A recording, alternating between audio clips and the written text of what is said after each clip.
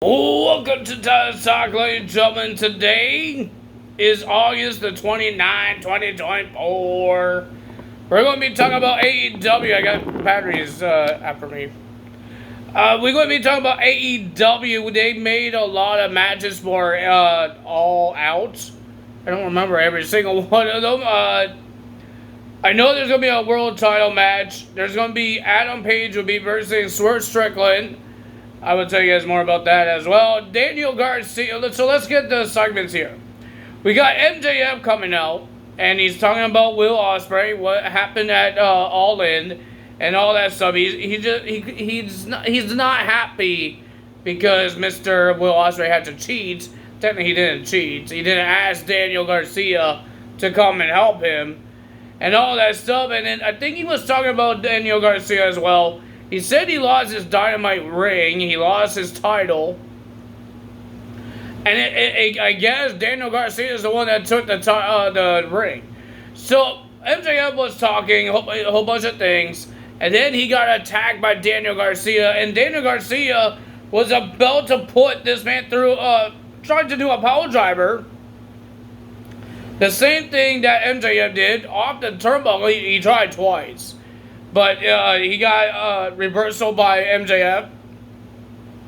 And then the second time, the security guards and Christopher Daniels is the one that stopped it that time. So, ladies and gentlemen, Daniel Garcia said he talked to Tony Khan at All Out. It will be him versus MJF. And we heard that Will Ospreay will defend his international championship against Pac as well.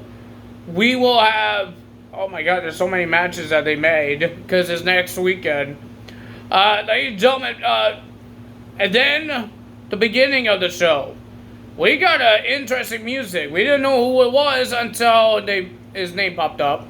Jon Moxley came back. He made his return since Forbidden Door. That was like 2 months ago. He made his return and he's not acting right. I didn't know he's part of the Blackpool Combat Club anymore. I think they kind of replaced him with Mr. Pac, winning the Trios titles on Sunday. So, ladies and gentlemen, Tony Schiavone went into the ring. He asked, how is he doing?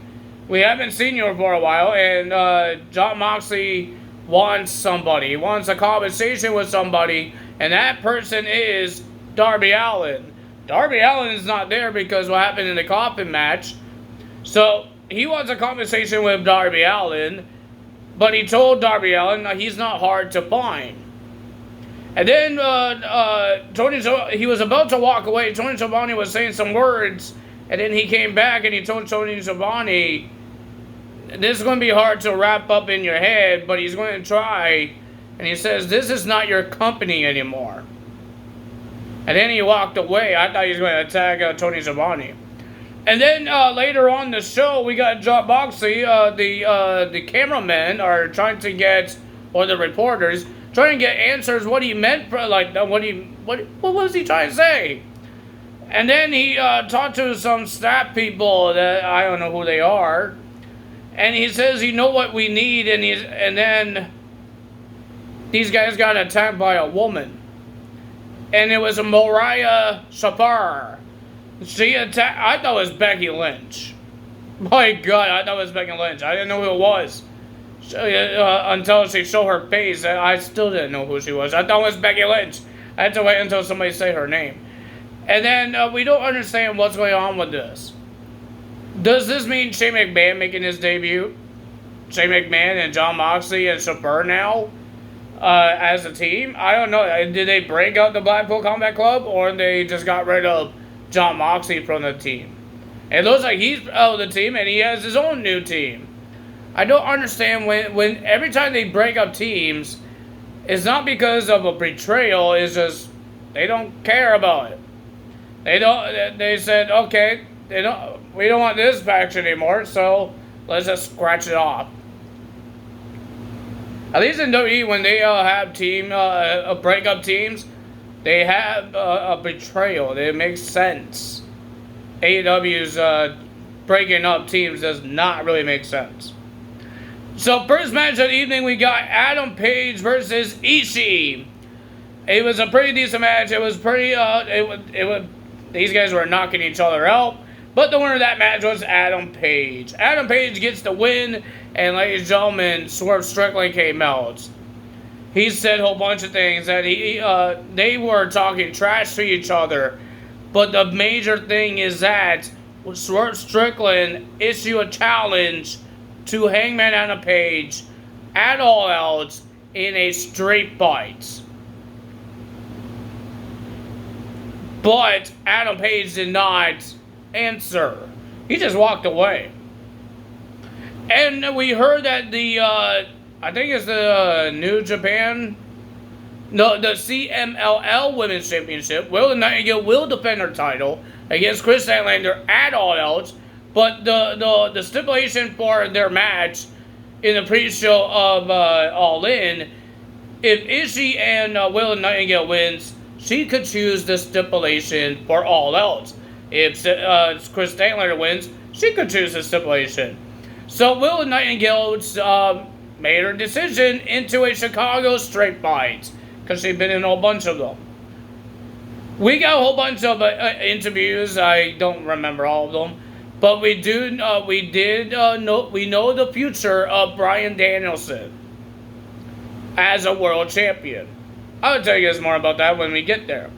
Then we had Jamie Hayter making her return, against Harley Cameron. Harley Cameron did a botch. I think everybody's going to make fun of that. Of course. Jamie Hayter is back. That's great. She gets the win. And then she tried to get in the face of Saraya. And then Saraya shoves Harley Cameron into the face of Jamie Hayter. And Jamie Hayter knocks out Cameron once again.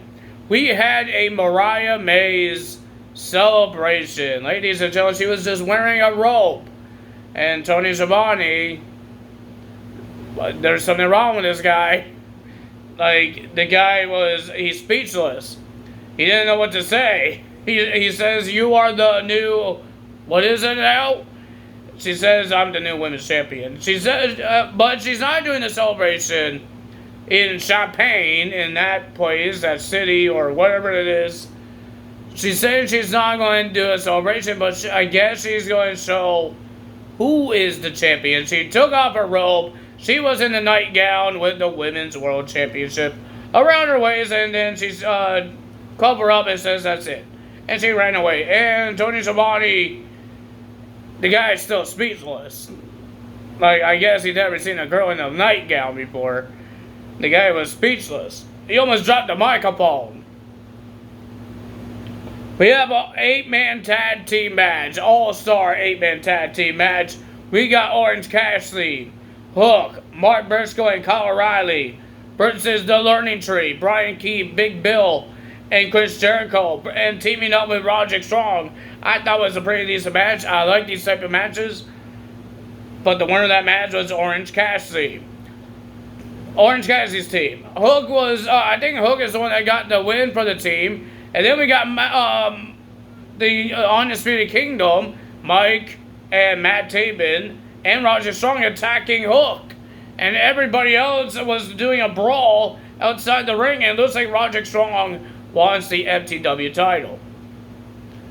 So you give this guy you're giving this guy a shot of a title that's not even recognized for AEW. He can't go for the International Championship or the TNT Championship. We have Ricochet making his debut match. Well, technically he'd made his debut match in the Gauntlet match, but his first debut match in Dynamite against Kyle Fletcher. I thought it was a pretty decent match. We still don't know how good they're going to use him. We still have to see. I will give it a month and see how he does. Ricochet gets the win. And ladies and gentlemen, Will Ospreay came out. If you guys didn't know, Ricochet and Will Ospreay has history. They face each other. They're friends. They respect each other. And this is what people wanted when Ricochet left WWE. They want him to go to AEW to have a match with Will Ospreay. And we all thought it might happen until Pac came out and attacked Will Ospreay from behind. He did a reverse Frankensteiner on the stage, onto Will Ospreay. And he told Ricochet that Will Ospreay is mine, and you get behind the back of the line. Because Pac has a title shot at All Out. And then he walks away, and then Ricochet went to check on Mr. Will Ospreay. Will we see the match between Ricochet and Will Ospreay one day? Maybe when Will Ospreay is done with Pac, we get to see Will Ospreay and Ricochet. I've never seen these matches before. People are saying they were great matches. I saw little clips of them when I watched some videos, compilations of some things, and they pop up. But I've never seen a full match of Will Ospreay versus Ricochet. I want to see how good it is. I really want to see it. So I'm hoping AEW puts it on and lets us see it. So Bryan Danielson came out. He talked about that this was his daughter's best moment of her life. Best day of her life.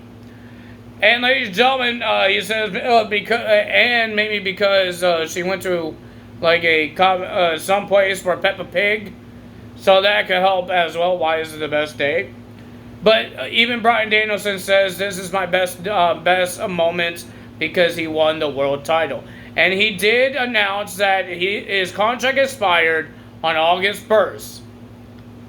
So that means he should be gone. He says he needs surgery for his neck. He's soon rather than later. But he said that he's not retiring yet. So he's not leaving AEW.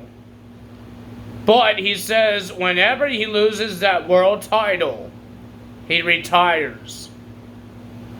So we don't know how long Bryan Danielson is going to be holding this world title. And if he does lose it, whenever he does, he is gone. So I guess he's wrestling with no contract, but because he's a world champion, he's allowed to wrestle until he loses that title.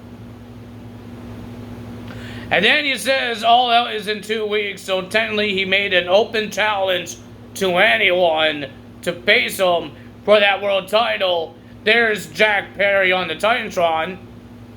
And he says his destiny is to retire the American Dragon and winning that world title. He says your future is behind you. And there was Jack Perry behind Bryan Danielson, attacking Bryan Danielson. He did a running knee to his face. And ladies and gentlemen, he holds up 2 titles, the TNT title and the AEW World title. I'm guessing Mr. Jack Perry gets his world title shots at All Out.